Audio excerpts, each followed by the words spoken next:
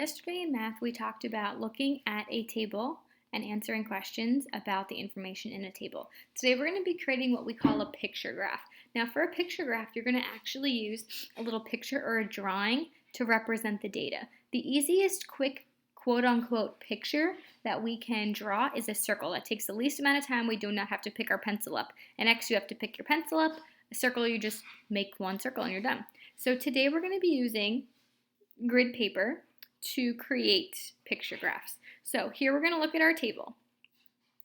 Our table is called favorite mammals. I see there's tiger, panda, snow leopard, and gorilla. Gorilla has 12, snow leopard has 7, panda has 11, tiger has 8. So if I was going to take this information and turn it into a graph, okay, up over here where it says title, what would I name this graph I'm about to make? I would name it favorite mammals because that's the name of the table. So here I would put favorite mammals, okay? Then you'll notice down over here there are 4 little lines, okay? On each of the lines, I'm gonna write one of the data points for our graph. So down here, I would write tiger. Over here, I would put panda. Then I'd put snow leopard. And lastly, I'd put gorilla down here. Now, if I look at tiger, I see tiger has 8 results. So under where it says tiger, see how these are kind of like every other? They make it every other so that you don't have to worry about getting your data mixed up. So tiger will go here, then your next data point will go here, right underneath where the name is. So if tiger has 8 results, I would put 1, 2, 3, 4, 5, 6, 7, 8 marks in this column.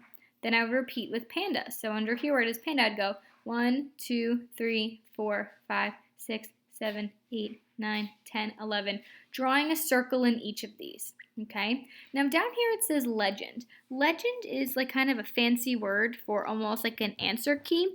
It tells the people who are reading the graph what we're talking about. Like they might not know what a circle means. Sometimes when you're using a graph and you're using really big data, you might use one point to talk about a lot of things. So it might be 1 circle means 5 people liked that thing. Here we want them to know that every circle is only talking about 1 person. So on the line I would put 1 person equals circle. That way they would know, oh, for every circle, that means 1 person. So if there are 8 circles in the tiger column, that means 8 people.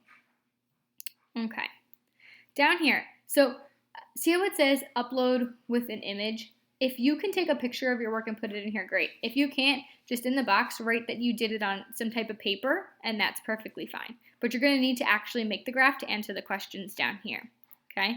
Then they want to know how many more people chose gorilla as their favorite mammal than chose tiger. So there's a couple different ways you can look at this information.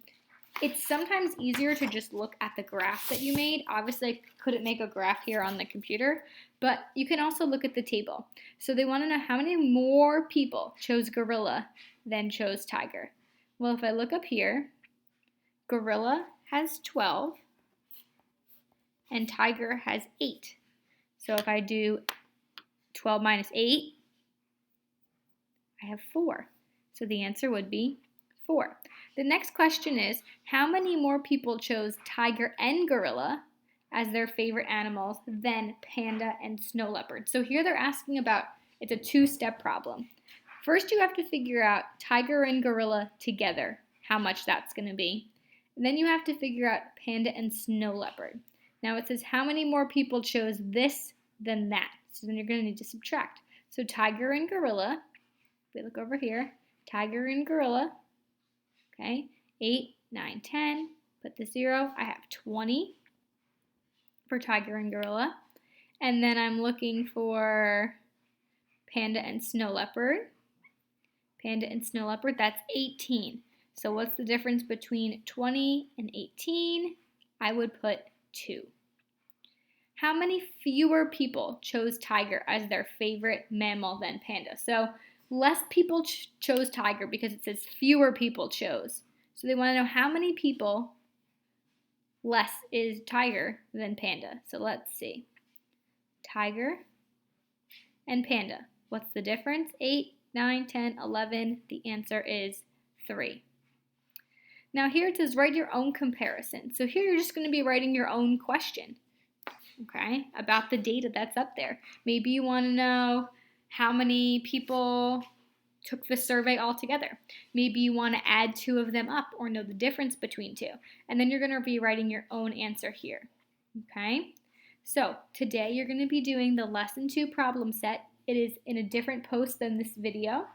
When you finish your lesson 2 problem set, do not forget to go ahead and go on to Zearn lesson 2, okay?